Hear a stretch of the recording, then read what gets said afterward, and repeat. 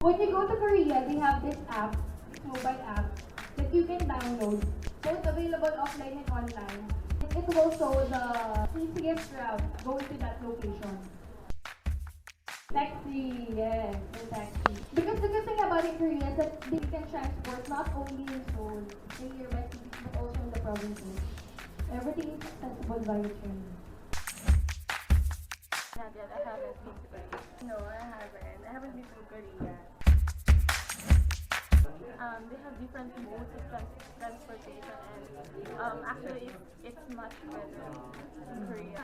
Sana magkaroon din tayo ng the near future. Nakakatawa na sobrang precise nung time nila. Learned about their transportation map. It's very hard, but I find it very convenient and I wish to have it here in the Philippines as well.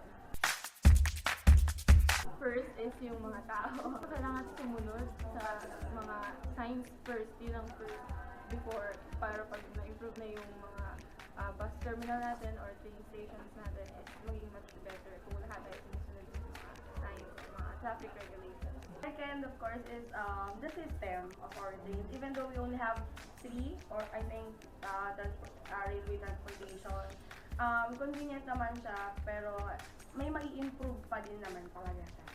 Additional trains.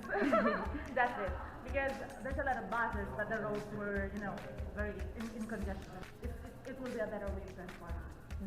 Fast and convenient.